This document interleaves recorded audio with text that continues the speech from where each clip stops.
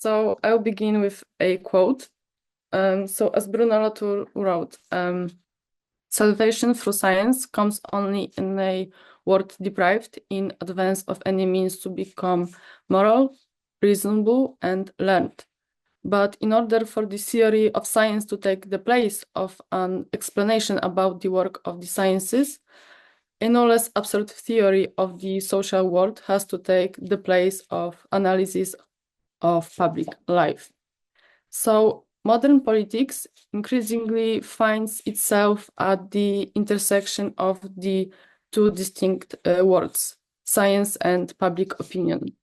So it seems that where emotions and subjective judgments end, a space opens for objective facts and expert knowledge. But can science truly function as a neutral, apolitical compass in the turbulent realm of politics? Or is it perhaps being used as a tool or a weapon of a meritocratic narrative aimed at discrediting dissenting voices, particularly those expressing populist opposition? So, as Latour observed, this salvation through science can only be an illusion in a world already deprived of other tools for conducting public debate, morality, reason, and social knowledge, in the meaning of a folk knowledge. So this provocative statement prompts reflection on the question: does separating expert knowledge from politics truly lead to objective decisions, or does it rather become a convenient strategy for dominance in political disputes? So I hold that science and politics are closely interconnected. They influence each other in various ways. So politicians turn to expert opinions for more effective problem solving, while scientists undertake research funded or commissioned by governments. And it's normal. So the scientific successes during World War II, like, of course, atomic bombs or radars or things like that, strengthened this bond between politics and science. And today, democracy, liberalism, and science are viewed as a team working together towards progress. However, the advancement of science does not necessarily imply the simultaneous development of democracy or liberalism as an ideology. And liberal defenders of democracy are often puzzled by the rise of populism, which opposes liberal ideology and distorts democracy. And in defending their sets of beliefs, those liberal defenders often attempt to reconnect with science, using it as an ally in political struggles. Yet the relationship between democracy, liberalism, and science is not self-evident, because in fact it's full of contradictions and it's vulnerable to attack.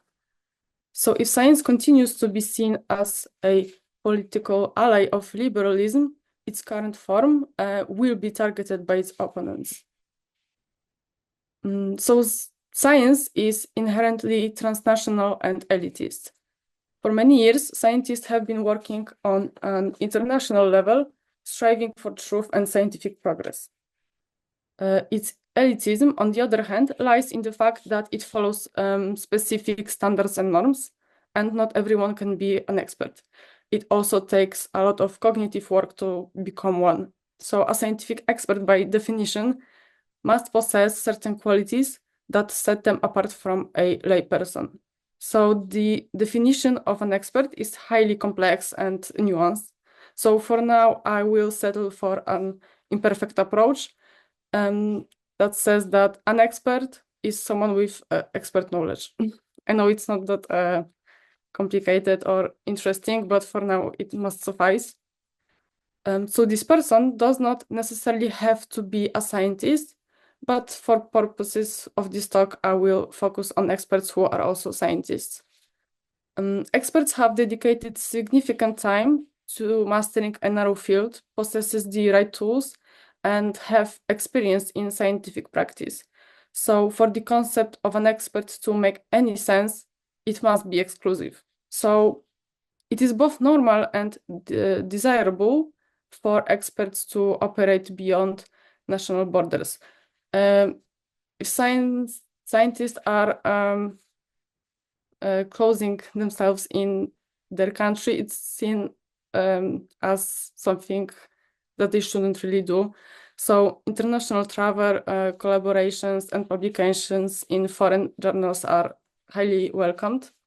So a good example of a transnational expert institution is the Intergovernmental Panel on Climate Change, in short, IPCC. What's more, I think that science cannot be democratized. It does not make it automatically inconsistent with democracy, just like the idea of judicial system is not inherently anti-democratic. But science is way harder to supervise and control with democratic means, let alone be open to participation of lay people. And these two components of science I mentioned earlier, and transnationalism and elitism, are also at odds with populist ideas. So while anti-elitism is not exclusive to populism, because it is also completely normal for democratic system to have those anti-elitist elements, it is a key part of it. And today's populism also carries strong nationalist sentiments, opposing authority that originates abroad or is perceived as alien to the ordinary people whom populists often claim to represent. And this creates the impression that science is inherently at odds with populism. However, I think this would be an oversimplification, because in reality, populists do not deny the legitimacy or importance of science itself. They do not question the authority of science as a field of human life. Instead, they often argue that the real threat lies with the experts, whom they accuse of bias, foreign funding sources, or serving the interest of transnational expert institutions that seem sympathetic to foreign powers. So, for example, in Poland, some experts are often seen as working to harm Poland and to benefit Germany, usually when they are from some kind of European Union institute. So, as I was saying, for example, members of the IPCC are not selected through democratic processes, yet their decisions influence the policies of individual nations. So the German sociologist Ulrich Beck highlighted the ambiguous political status of such institutions, and he called them subpolitical.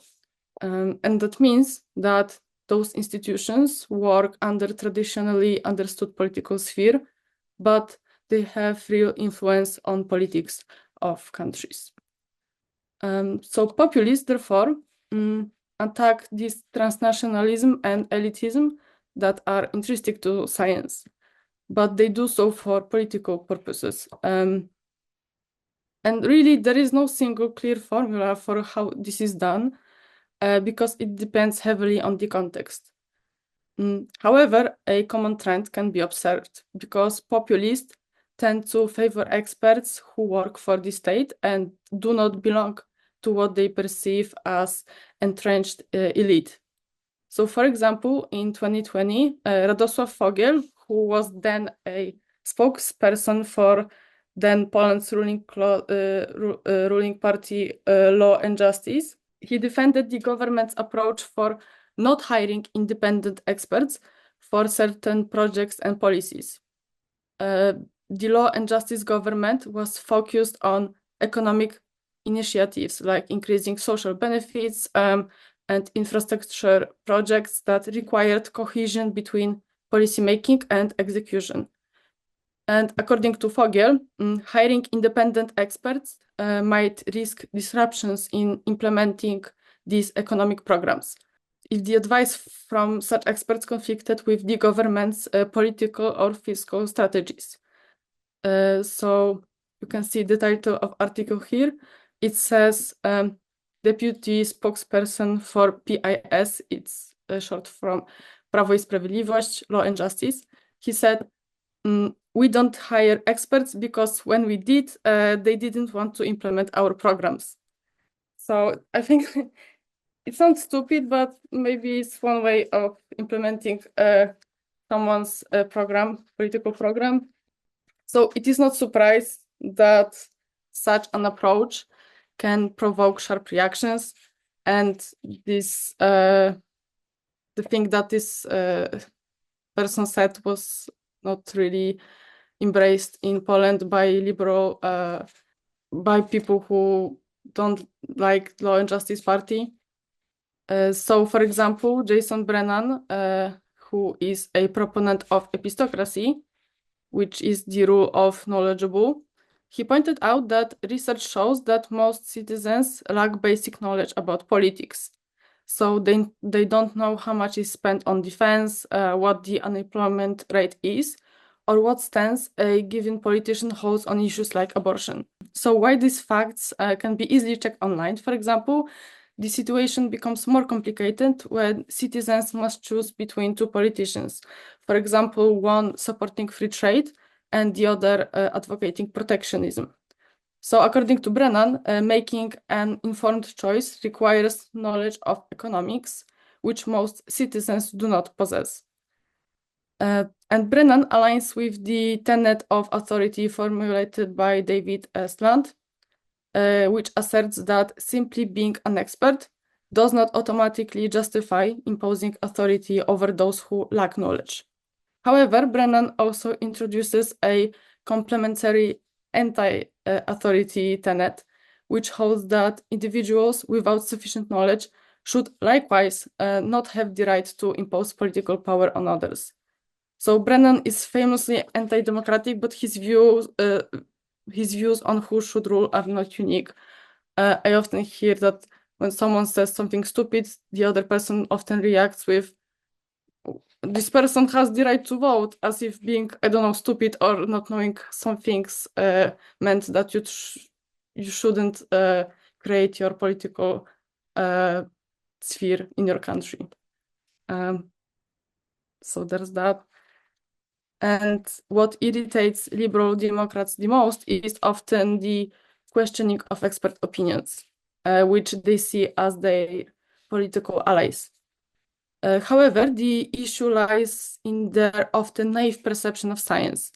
They seek certainty, infallibility, and objectivity within it, and I would add anti-ambiguity, hoping it would wield science as the ultimate argument in political debates. So how can those educated liberal people take seriously people who vote for politicians that seemingly ignore those so-called obvious truths about reality? Exactly, they cannot. So this is where this sense of contempt comes to being.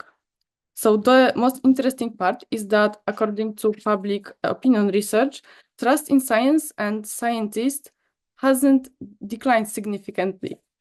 So in reality, different studies show different outcomes. I will quote a fragment of Janusz Grygiń's book. So quote, in just one year, we saw ample evidence of the huge role of experts play in our lives and of the public's alarmingly low trust in their competence and good intentions. On the one hand, studies such as 3M 2020 pandemic polls have shown that the pandemic increased people's trust in science. Some scholars claim that trust in science was in much better shape than generally assumed prior to the pandemic. Aside from a few exceptions, such as climate change or vaccines, trust in science had been steadily growing. However, some sources point to the opposite phenomenon. A survey commissioned by the European Council on Foreign Relations, you can see that on the slide, in 9 European Union countries with 2/3 of the EU's populations showed that despite the pandemic, 65% of respondents do not trust the experts, blaming them for deliberate concealment of important information. End of the quote. So it's not really conclusive, yet we cannot say for sure that the majority of people do not trust science. But even if citizens did stop trusting science, does that automatically mean that politicians would start making decisions contrary to scientific findings? So opponents of populism, such as supporters of liberal democracy or technocracy, may fail to see that their fears are essentially political in nature. Their claims about the impartiality and independence of science contradict their concern for its status in politics. After all, scientists theoretically shouldn't care whether politicians and citizens trust them, because it shouldn't affect how science is practiced. But in reality, funding might disappear and scientists' political influence could diminish drastically. So for meaningful discussion between supporters of opposing political camps to resume, liberals must acknowledge that science is, in a sense, their political tool. Once scientific findings enter political debates, they become instruments in that context. This does not imply that certain fields of science are politicized in a negative sense. It's about recognizing that consulting expert opinions inherently involves adopting a particular political path. So, as recommendations can often conflict with one another, the mere act of listening to experts does not make a policy objectively correct, because politics that incorporate science remains fundamentally politics. So it seems to me that this is where the bone of contention lies between liberal Democrats and populists. So when a specific political vision aligns with the liberal democratic narrative and incorporates a scientific component, it appears to liberal Democrats as objectively correct. So if someone rejects this vision, they are accused of irrationality, ignorance, and parochialism. And the typical response is often contempt for those who distrust science. And they bombard them with data, hoping that it will speak for itself somehow. And they create a narrative that labels populist supporters as irrational, lumping them together with conspiracy theorists. And this conspiratorial thinking found among some populist supporters, in my opinion, it does not stem from wholesale rejection of science, but rather from a deep-rooted distrust of elites. So these supporters often view elites as disconnected from everyday realities of ordinary people, and I think they are right, operating in service of transnational or ideological agendas. And science in this context is perceived not as a neutral pursuit of truth, but as a tool employed by elites to delegitimize dissent and enforce compliance. And this dynamic reflects a broader ideological pattern, one that can be described, I think, as the meritocratic narrative. This narrative promotes rationalism, technocracy, and neoliberalism as guiding principles, elevating expert opinions as the only valid path to sound policy making. A defining characteristic of this worldview is a dismissive attitude towards the ordinary person, whose needs and perspectives are often trivialized as uninformed or irrational. And in this framework, the value of political decision lies not in their responsiveness to popular will, but in their alignment with so-called objective knowledge and data. So as a result, politics is reframed as a domain for distinguishing between correct and incorrect choices, with correctness being determined by expertise. This shift marginalizes emotional, moral, and social considerations, portraying them as obstacles to rational governance.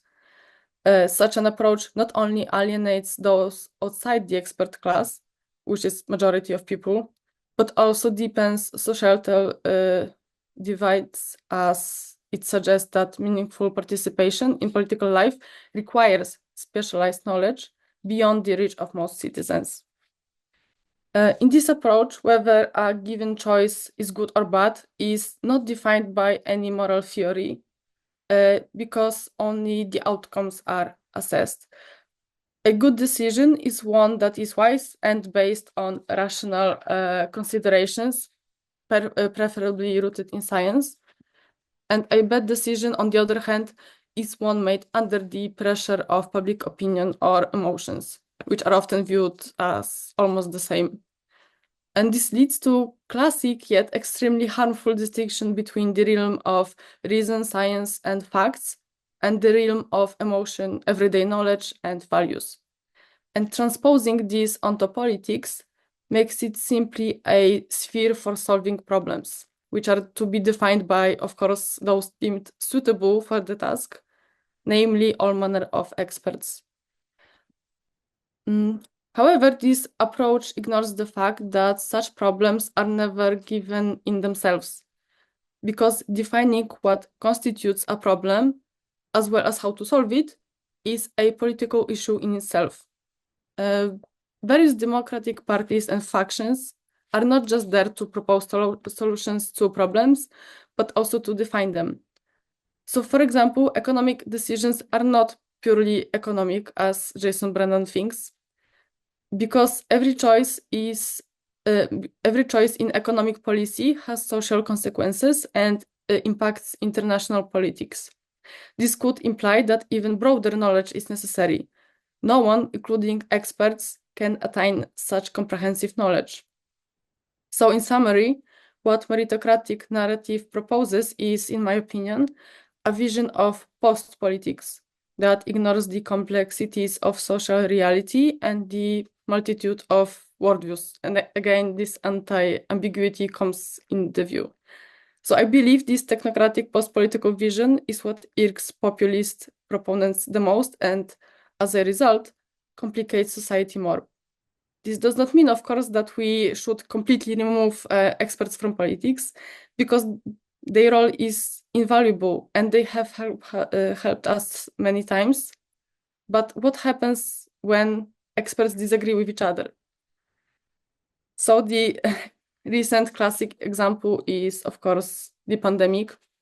During the COVID-19 pandemic, experts from various fields, especially epidemiology and economics, often presented conflicting approaches to crisis management policies.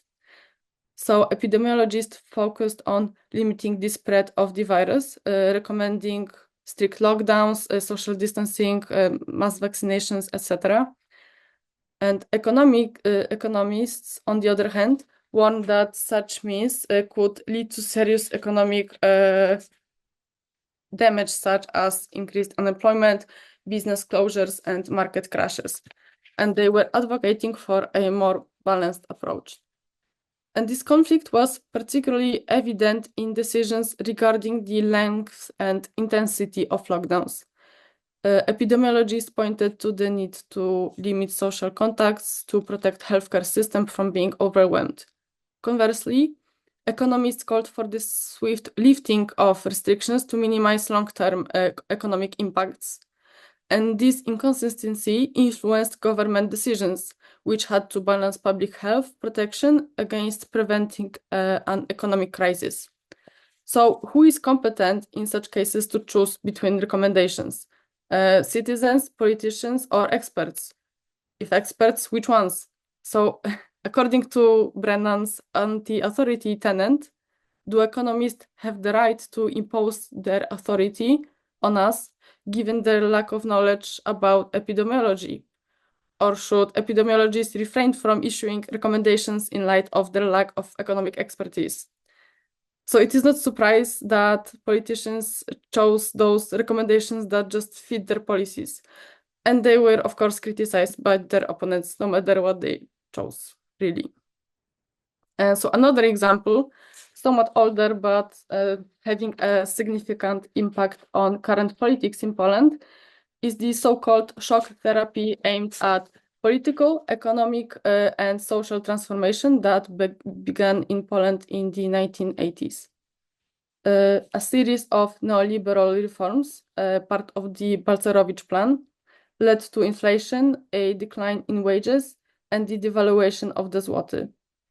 Part of the propaganda aimed at reducing social unrest caused by such a drastic economic change and the deterioration of living conditions for many Poles was to present this action as unavoidable for exiting a centrally planned economy. However, and this is not widely known, even in Poland, Balcerowicz himself was not really sure about the validity of those measures. Moreover, some economics experts raised justified objections, but as a result of this propaganda, their statements ceased to be regarded as a part of scientific debate. They were not even recognized as scientific statements at all. So one paradigm dominated, defining which economists' statements were considered valid, creating this illusion of unanimity. And this impression was, of course, incorrect. And to this day, discussions about the Balcerowicz plan sometimes occur in Poland because the social and economic divides it created are still visible. And the largest populist party in Poland, which I mentioned earlier, Law and Justice, was supported by a majority of farmers and over half of the workers in the recent elections. The party lost, but still. The farmers were one of the groups that felt most acutely the effects of the privatization of the so-called PGRs, which stands for Państwowe Gospodarstwa Rolne, which means State Agricultural Enterprises. The farmers were forced into free market competition, leading to decreased employment and agricultural production. And their opposition was dismissed as incompatible with the prevailing economic paradigm, and financial and social problems were viewed as a necessity arising from the laws of economics. And many politicians from the Law and Justice Party opposed this neoliberal policy, acknowledging the aggrieved group's rights to feel injustice and harm. The Balcerowicz plan was highly criticized by lay people and some experts alike, although people had almost no say in this. So therefore, the assertion that experts should make decisions is a denial of citizens' rights to political participation, and ignoring the moral dimension of politics and emphasizing issues that already pertain to matters in which experts are sufficiently knowledgeable, silences dissenting voices by presenting them as irrational. So we must remember that environmental protection policy actions aimed at saving the economy or meritocracy in the selection of political representatives are still political actions, even when they are undertaken in good faith. So even if all scientific evidence supports the validity of these actions, implementing them without trust and support from society can do more harm than good. So instead of treating science as a tool to dismiss dissenting voices, we should present it as an incredibly helpful companion in making political decisions. So again, Janusz Grygięć noted that the liberal response to the lack of trust in experts and science is to appeal precisely to experts and science as an authority. They treat science as fundamentally unproblematic, stigmatizing and refusing to engage in discussions with those who are doubtful. In summary, when we introduce distinction between facts and values into politics, the moral dimension of politics, which is so significant and inseparable from it, becomes ignored or scorned as irrelevant, since the facts are seen as more important. So Michael G. Sandel refers to this way of thinking as technocratic. By ignoring the moral dimension, we emphasize issues that such as economics. So if economics as a science is the domain of experts, which lay people should not have access to, it results in the denial of any competence to lay people, and consequently the rights to express their opinions about politics. So in conclusion, I believe that using science as a tool against populist supporters makes the situation worse, because science is tightly connected to politics, and pretending that it is objective makes these situations, it creates this illusion where one part of people is wrong and the other is right, just because they are referencing science. And this is not how those things works, because because this meritocratic scientific narration is still going to be used by defenders of democracy, and the populists are just going to be more and more popular, in my opinion. And here is the literature I used, and this is it. Thank you very much.